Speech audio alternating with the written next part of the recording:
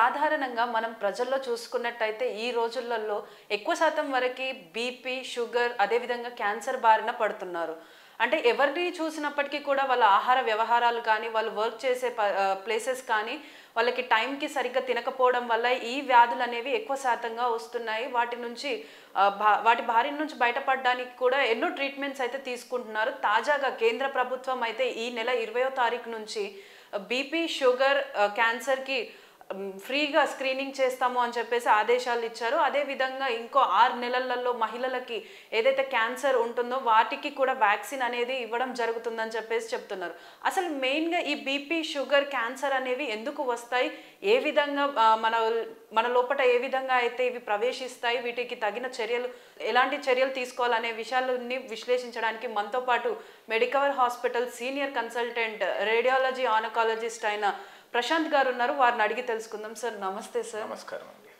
So జనరల్గా చూసుకున్నట్టయితే ఇప్పుడు మనం అనుకున్నట్టు బీపీ, షుగర్, క్యాన్సర్స్ అనేవి ప్రతి ఒక్కరిలో డైలీ బేసిస్గా ఈ రోగాలు అనేవి వస్తూ ఉంటాయి. అసలు మెయిన్ కారణం ఏంటి వీటికి?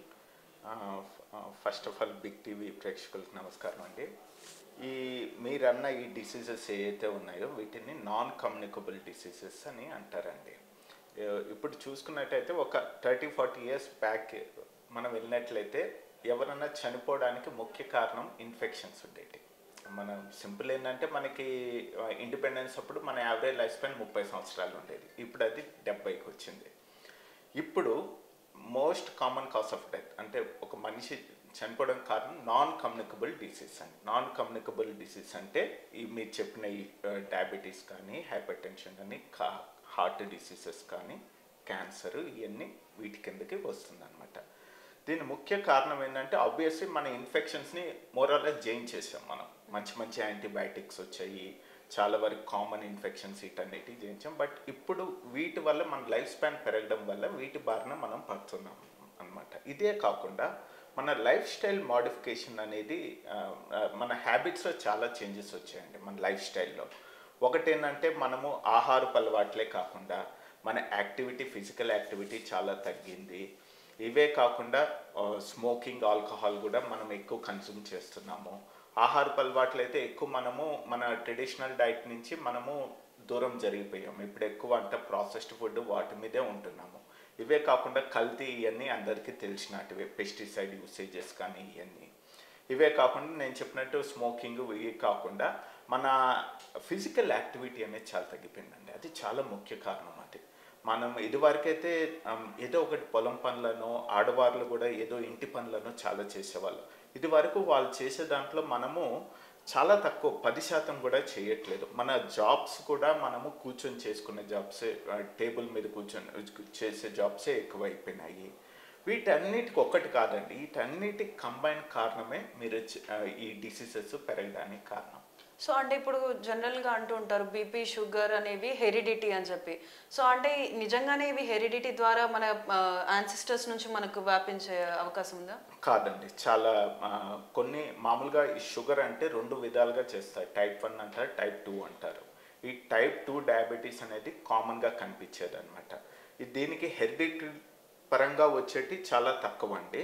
మ్యాక్సిమం శాతం అయితే టైప్ 2 డయాబెటీసే ఉంటాయి అన్నమాట. టైప్ 2 డయాబెటీస్ అంటే మన ఇన్సులిన్కి రెసిస్టెంట్ డెవలప్ అవుతుంది అనమాట. అగైన్ వీటన్నిటికి కారణము మన లైఫ్ స్టైల్ చేంజెస్ అండి. ముఖ్యంగా మన ఆహారపు అలవాట్లు, ఎక్కువ కార్బోహైడ్రేట్స్ కన్జ్యూమ్ చేయడము, ఎక్సర్సైజ్ తక్కువ చేయడము, ఎక్కువ ఫ్యాట్ డైట్ తీసుకోవడము, వీటన్నిటికి కారణము ఈ type 2 diabetes, which is the most common. So అంటే ఇప్పుడు కేంద్ర ప్రభుత్వం కూడా ఫ్రీగా స్క్రీనింగ్ చేస్తున్నారు అని అంటే ఇప్పుడు ఉన్న ప్రజల్లో ఈ క్యాన్సర్ కానీ, ఇప్పుడు బీపీ, డయాబెటీస్ అనేవి అధిక శాతంలో ఉన్నాయి అనుకోవచ్చా? అవునండి, డెఫినెట్గా ఎక్కువ ఉన్నాయండి. డెఫినెట్గా దురదృష్టవశాత్తు ఏంటంటే కొంచెం మన అర్బన్ ఏరియాస్లో మనకి కొంచెం అవగాహన అనేది ఉంటుంది. చాలామంది మనం చూసుకున్నట్టయితే రెగ్యులర్గా టెస్ట్ చేసుకుంటాం. రూరల్ సెటప్లో ఏంటంటే వాళ్ళకి అవేర్నెస్ కూడా లేదు చాలామంది. ఎందుకంటే మేము చాలా స్క్రీనింగ్ టెస్ట్ చేస్తాం కదండి, రెగ్యులర్ స్క్రీనింగ్ చేస్తాము. చాలామంది కొత్తగా వాళ్ళ ఎక్కువ బీపీ ఉండము, షుగర్ చాలా ఎక్కువ ఉండము, ఫస్ట్ టైం అనమాట. వాళ్ళకేం పెద్ద సిమ్టమ్స్, వాళ్ళకి దాని గురించి ఐడియా కూడా ఉండదు అనమాట. సో కొత్తగా మనం ఇవన్నీ బయటపడడం జరుగుతుంది. ఎందుకంటే వాళ్ళకి అవగాహన అనేది లేదు. రెగ్యులర్గా వాళ్ళ పాపం ఏదో పెద్ద ప్రాబ్లం వస్తేనే హాస్పిటల్కి వెళ్తారు. రెగ్యులర్గా హాస్పిటల్కి వెళ్ళి బీపీ చెక్ చేసుకోవడము, sugar at least once in 6 months check, ఈ ఐడియా షుగర్ టెస్ట్ చేసుకోవడం, ఈ ఐడియా అయితే ఏమి ఉండదు వాళ్ళకి. ఈ గవర్నమెంట్ ఇనిషియేటివ్ ఏదైతే ఉందో ప్రతి ఒక్కరికి స్క్రీనింగ్ చేయడము, ఇది చాలా గొప్ప విషయం అండి. చాలా we have to appreciate our government for initiating this screening process, especially for non communicable diseases, that to for rural population. So అంటే ఇప్పుడు ఏదైతే ఇప్పుడు మనం జనరల్గా 3 మెయిన్గా చూసాము. అందులో మెయిన్గా ఏంటంటే క్యాన్సర్. ఈ మధ్యకాలంలో ఎవరికైనా కూడా క్యాన్సర్ అనేది వస్తుంది, అటు మహిళలని కాదు ఇటు పురుషులని కాదు. సో అంటే వాళ్ళలో ఇప్పుడు బేసిక్గా ఈ క్యాన్సర్స్ అనేవి రావడానికి కారణాలు ఏంటంటారు?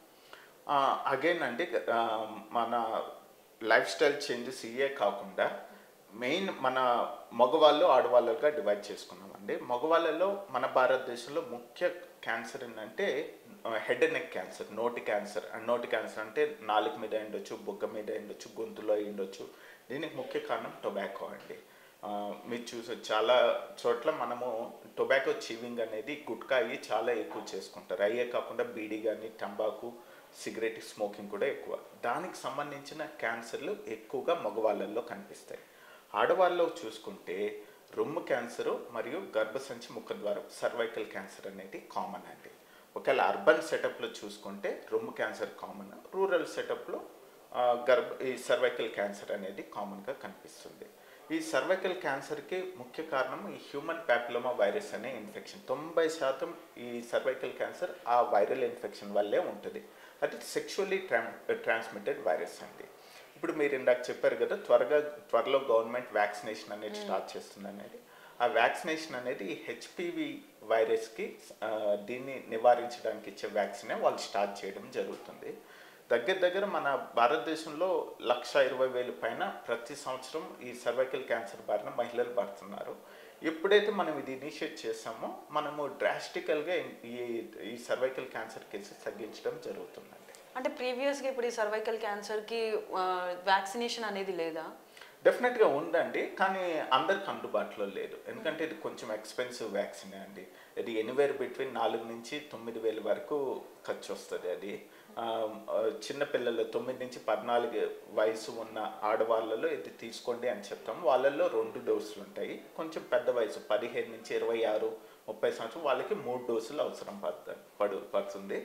బట్ కొంచెం కాస్ట్లీ కదండి. అందరూ ఎస్పెషల్లీ రూరల్ వాళ్ళు దాన్ని అఫోర్డ్ చేసుకోలేరండి. వాళ్ళ రోజు దీని మీదే వాళ్ళు పాపం ఆధారపడతారు. ఎవరు వ్యాక్సిన్ ఖర్చు పెడతారు? అందుకే ఈ గవర్నమెంట్ అనేది వాళ్ళకి ఫ్రీగా ఇవ్వడం అనేది చాలా గొప్ప విషయం. సో అంటే ఇప్పుడు మీరు అన్నారు 9 to 14 years వాళ్ళు 2 doses, దానికంటే మించిన వాళ్ళు 3 doses. ఈ డోసెస్ అనేది ఎంత గ్యాప్ తోటి తీసుకుంటే బెటర్ అంటారు? పిల్లల్లో అండి 9 నుంచి 14 వయసు 6 నెలల గ్యాప్ ఉంటుందండి. సపోజ్ ఇవాళ ఫస్ట్ డోస్ తీసుకుంటే 6 నెలల తర్వాత 2 డోసు. 3 డోసులు అవసరం ఉండే వాళ్ళకి ఫస్ట్, సెకండ్ వచ్చి 1 నెల తర్వాత 6 నెలల తర్వాత 3వ డోసు. సో ఇప్పుడు మీరు అన్నారు స్క్రీనింగ్, క్యాన్సర్కి స్క్రీనింగ్ అని అన్నారు. అంటే స్క్రీనింగ్ అనేది స్కానింగ్ అనేది 2 డిఫరెంట్గా ఉంటాయి, లేకపోతే 2 ఒకటేనా? ఇది డిపెండ్స్ అండి. కొన్ని క్యాన్సర్ని బట్టి స్క్రీనింగ్ మొడాలిటీ అనేది చేంజ్ అవుతుంది. సపోజ్ ఇప్పుడు ఆడవారిలో తీసుకున్నారు అనుకోండి, సర్వైకల్ క్యాన్సర్కి ముఖ్య స్క్రీనింగ్ ప్యాప్స్మీర్ అనేది ఒక సింపుల్ టెస్ట్ అండి. అది అవుట్ పేషెంట్ టెస్ట్, డాక్టర్ కూడా అవసరం లేదు, నర్స్ చేస్తారు. 5 నిమిషాల టెస్టు, నొప్పి కూడా ఉండదు.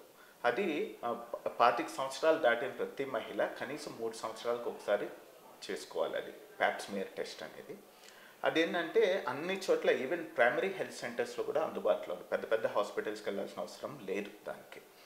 అది దానివల్ల ఏంటంటే అడ్వాంటేజ్, మనము ఈ క్యాన్సర్ ముందుగానే డిటెక్ట్ చేయవచ్చు. ఎందుకంటే నార్మల్ కణము క్యాన్సర్ కణానికి మధ్యలో ఒక స్టేజ్ అనేది ఉంటుంది అనమాట. అది క్యాన్సర్గా మారేదానికి ఛాన్సెస్ ఉంటుంది. ఆ స్టేజ్లోనే మనం గుర్తించినట్లయితే సింపుల్ క్రయోథెరపీ కానీ ఇంకా 2-3 సింపుల్ ప్రొసీజర్స్ ఉన్నాయండి. పెద్ద ఆపరేషన్లు కూడా అవసరం లేదు. దానివల్ల మనం మొత్తం దాన్ని క్యూర్ చేయడానికి ఛాన్సెస్ ఉంటుంది.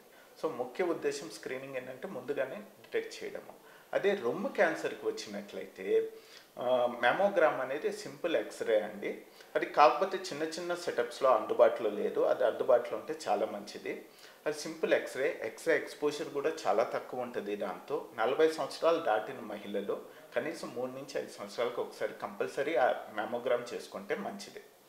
సో అంటే ఇప్పుడు మీరు అన్నట్టు 3 డోసెస్, ఒక 25 ఇయర్స్ ఓల్డ్ దాటిన వాళ్ళకి 3 డోసెస్ తీసుకున్న తర్వాత వాళ్ళకి సర్వైకల్ క్యాన్సర్ అనేది అటాక్ అయ్యే ఛాన్సెస్ ఏమైనా ఉన్నాయా? ఇది ఎట్లా ఉంటుందంటే అండి, ఈ వ్యాక్సిన్ అనేది మనము ఆ వైరస్కి ఎక్స్పోజర్ కాకముందే ఇవ్వాలి. ఓకేనా? ఆ వైరస్ ఎక్స్పోజర్ ఎట్లా అవుద్ది? సెక్షువల్ కాంటాక్ట్ ద్వారా వస్తుంది. ఎప్పుడు ఇవ్వాలంటే వాళ్ళ సెక్షువల్ కాంటాక్ట్ ఆ ఇన్ఫెక్షన్ రాకముందే మనం ఇస్తే దాన్ని ఎఫెక్ట్ ఉంటుంది అనమాట. సపోజ్ ఒక మ్యారేజ్ అయిన ఉమెన్కి ఇచ్చామనుకోండి, 15 నుంచి 25 సంవత్సరాలు వయసు, మ్యారేజ్ అయిపోయింది ఉంటేనంటే దాని అడ్వాంటేజ్ ఏంటంటే ఆవిడకి ఎక్స్పోజర్ అయి ఉండొచ్చు. బట్ దీంట్లో స్ట్రెయిన్స్ అని ఉంటాయండి, 6, 16, 18 అని కొన్ని వ్యాక్సిన్స్ 4 స్ట్రెయిన్స్ మీద మనకి ప్రొటెక్షన్ ఇస్తుంది. ఇప్పుడు కొత్తగా నానోవాలెంట్ అని 9 స్ట్రెయిన్స్ మీద ప్రొటెక్షన్ ఇస్తుంది. ఆ వయసు మహిళల్లో ఏంటంటే కొన్ని స్ట్రెయిన్స్కి ఇంకా వాళ్ళ ఎక్స్పోజర్ కాకపోయి ఉండొచ్చు, దాని నుంచి వాళ్ళకి ప్రొటెక్షన్ ఇస్తుంది. బట్ 14 ఇయర్స్ లోపల ఇచ్చిన వాళ్ళకి మ్యాక్సిమం ప్రొటెక్షన్ ఉంటుంది. తర్వాత ఇచ్చిన వాళ్ళకి అంత ఉండకపోవచ్చు protection, but some protection will be there. అంటే ఇప్పుడు ఈ సర్వైకల్ క్యాన్సర్ అటాక్ అయిన వాళ్ళకి ఏ విధంగా ట్రీట్మెంట్ ఇస్తారు? ఇది స్టేజ్ని బట్టి ఉంటుందండి. మామూలుగా ఈ క్యాన్సర్, సర్వైకల్ క్యాన్సర్ అనే 4 దశలు, 1, 2, 3, 4 స్టేజెస్. స్టేజ్ 1 అంటే చాలా తక్కువ అన్నట్టు, స్టేజ్ 4 అంటే అడ్వాన్స్ స్టేజ్ అన్నట్టు. ఒకవేళ స్టేజ్ 1లో అయితే మనము 2 విధాలుగా ట్రీట్మెంట్ ఆప్షన్స్ ఇవ్వచ్చండి. సర్జరీ చేయొచ్చు, గర్భసంచి తీయడం, రాడికల్ హిస్టెక్టమీ అంటారు. గర్భసంచే కాకుండా అండాశయాలు చుట్టూ ఉన్న స్ట్రక్చర్స్ కూడా తీయడం జరుగుతుంది. ఒకవేళ 2వ స్టేజ్లో అయితే, ఎర్లీ 2వ స్టేజ్లో కూడా మన ఆపరేషన్ ఆప్షన్ ఉంటుంది. బట్ 2వ స్టేజ్ నుంచి మనకి ఆప్షన్ వచ్చి రేడియేషన్ ట్రీట్మెంట్ అండి. రేడియేషన్ విత్ కీమోథెరపీ అనేది చేయడం జరుగుతుంది. 4th స్టేజ్ వచ్చేసరికి మటుకు మనకి ఆప్షన్స్ అంటే మిగతా చోట్ల స్ప్రెడ్ అయిన డిసీజ్ని 4వ స్టేజ్ అంటాం అనమాట. ఆ స్టేజ్లో మనం ఎక్కువ కీమోథెరపీ అది ఇవ్వడం జరుగుతుంది.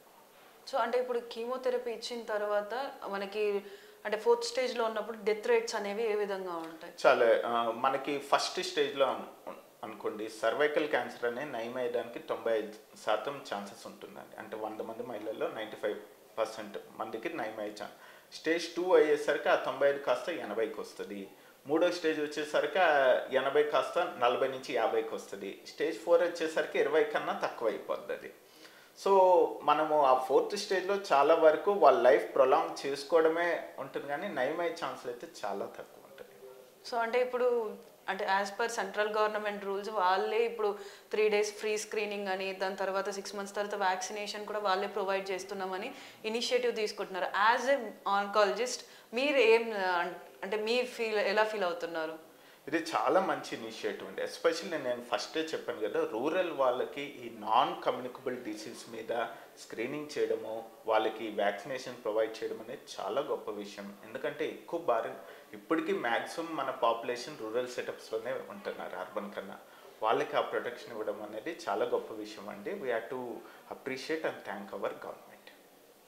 సో చూస్తున్నారు కదా, ఈ మధ్యకాలంలో అయితే మెయిన్గా లేడీస్లో వచ్చేవి అయితే 2 క్యాన్సర్స్, అందులో బ్రెస్ట్ క్యాన్సర్ ఒకటి, అదేవిధంగా ఈ సర్వైకల్ క్యాన్సర్ ఒకటి. సో ఈ క్యాన్సర్స్ అన్నిటికీ కూడా మన కేంద్ర ప్రభుత్వం ఒక ఇనిషియేటివ్ తీసుకొని వచ్చే 6 నెలలలో ప్రతి ఒక్కరికి కూడా వ్యాక్సిన్ అనేది ప్రొవైడ్ చేస్తాం. అదేవిధంగా ఇప్పుడు రేపటి నుంచి అయితే ఈ 3 days, రేపటి నుంచి 3 days వాళ్ళకి ఫ్రీ షుగర్, క్యాన్సర్, అదేవిధంగా బీపీ కూడా స్క్రీనింగ్ చేస్తాము అని చెప్పేసి ఒక ఇనిషియేటివ్ తీసుకోవడం అయితే చాలా గొప్ప విషయం. ఎందుకు అనంటే ఈ మధ్యకాలంలో ఎవరిని చూసినా కూడా వాళ్ళు వర్క్ చేసే దాన్ని బట్టి, వాళ్ళు తినే ఫుడ్ని బట్టి అయితే ప్రతి ఒక్కరికి షుగర్, బీపీ, క్యాన్సర్ అనేవి ఫ్రీక్వెంట్గా వస్తూ ఉన్నాయి. సో ఈ ఇనిషియేటివ్ అనేది చాలా వరకు బెటర్ అని చెప్పేసి కూడా డాక్టర్ గారు తెలుపుతున్నారు. For more videos like this, subscribe Big TV channel.